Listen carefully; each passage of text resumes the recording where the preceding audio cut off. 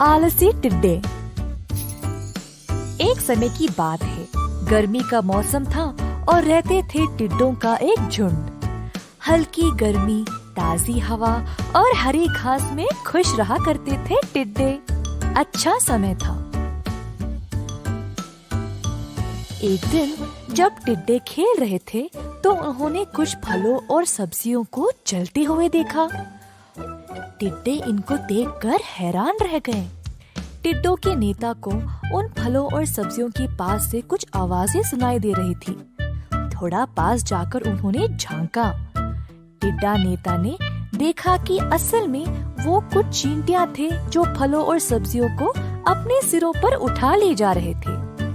सारा खाना लेकर अपने चींटी घरों में डाल रहे थे।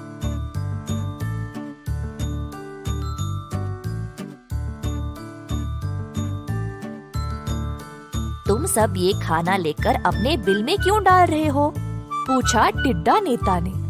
सर्दी का मौसम आने वाला है तो उसी की तैयारी कर रहे हैं। जो गर्मी में मिलता है वो सर्दी में कहाँ होता। पत्ते, फले, डालियाँ ये सब नहीं मिलेंगे। बहुत ठंड होगी और बाहर निकलना भी मुश्किल। इसीलिए हम अभी थोड़ा मेहनत करके सब कुछ जमा रखते हैं। बेशक तुम चींटियों को ऐसे ही सिरदर्दी उठानी पड़ती है। देखो कितने छोटे और कमजोर हो। हम लंबे और बलवान हैं। हमें किसी चीज की चिंता ही नहीं, बोला टिड्डा नेता गुरूर से। सारे टिड्डे बस चींटियों पर हंसते रहे। हर रोज चींटियां अपना काम करते जा रहे थे और खाना जमाते रहे और टिड्डे बस इनका मजाक उड़ाने में थे। इसी प्रकार कुछ दिन बीत गए और गर्मी का मौसम भी खत्म होने को आ रहा था। एक दिन कुछ टिड्डे रोज की तरह खाना खाते आराम कर रहे थे। गर्मी के मौसम में केवल खा खा के सब आलसी और मोटे बन गए। आखिरकार ठंड का मौसम आ गया और आलसी मोटे टिड्डों के पास बने रहने के लिए कुछ भी नहीं था।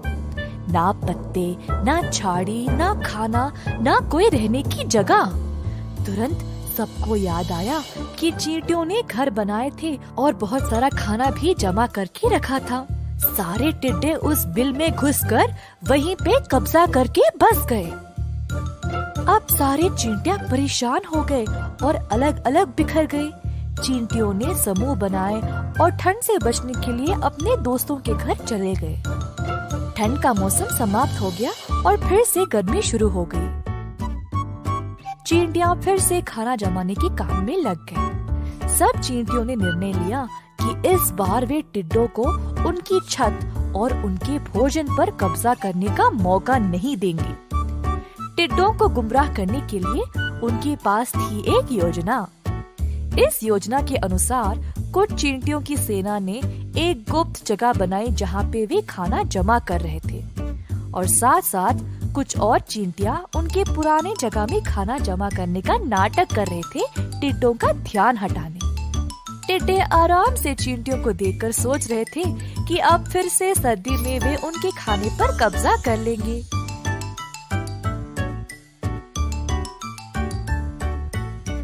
दोबारा आ गया ठंड का मौसम। टिड्डे फिर से उस बिल में घुस गए।